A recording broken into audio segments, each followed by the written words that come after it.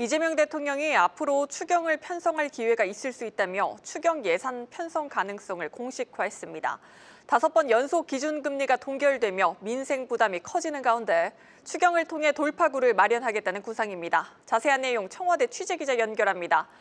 유호성 기자, 이 대통령이 오늘 문화예술 분야를 언급하면서 추경을 공식화했다고요? 네, 이재명 대통령은 이날 청와대에서 열린 국무회의에서 문화체육관광부 장관 보고를 받던 중 앞으로 추경을 할 기회가 있을 수 있다고 말했습니다. 특히 문화예술 분야에 예산 투입이 시급하다며 지원 확대 필요성을 강조했는데요. 이 대통령은 전 세계적으로 K컬처 등 한국 문화가 각광받고 있는데 국내 문화예술 기반이 붕괴되면 큰일 아니냐며 겉은 화려한데 속은 썩어가는 상황일 수 있다고 지적했습니다. 발언 직접 들어보시죠.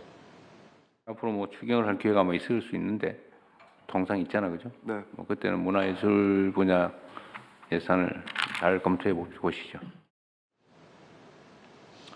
이 대통령이 추경을 공개적으로 언급한 것은 새해 들어 이번이 벌써 2번째입니다.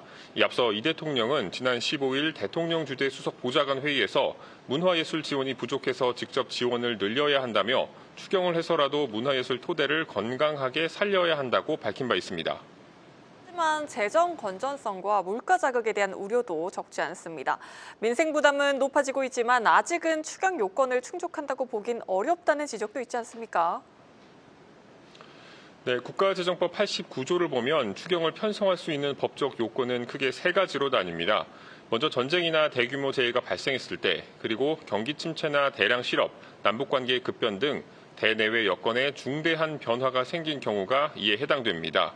여기에 더해 새로운 법령 제정이나 개정으로 국가가 반드시 집행해야 하는 지출이 새로 생기거나 늘어나는 경우에도 추경 편성이 가능하도록 규정하고 있습니다. 민생 부담이 높아지고 있긴 하지만 경기 하강 국면에서 경기 부양을 위해 추경 카드를 꺼내는 것이 적절한지를 두고는 늘 쟁점이 됩니다. 또 추경으로 재정 지출이 늘어날 경우 수요가 살아나며 물가를 자극할 우려도 커집니다. 특히 기준금리가 연 2.5%에서 5번 연속 동결된 상황이라 큰 폭의 추경이 집행되면 물가와 기대 인플레이션이 자극돼 금리 인하가 더 늦어지는 것 아니냐는 우려도 나옵니다. 재경부 관계자는 추경에 대한 특별한 움직임은 없다며 그만큼 문화예술 분야 지원이 필요하다는 취지로 받아들이고 있다고 설명했습니다. 지금까지 청와대에서 한국경제TV 유호성입니다.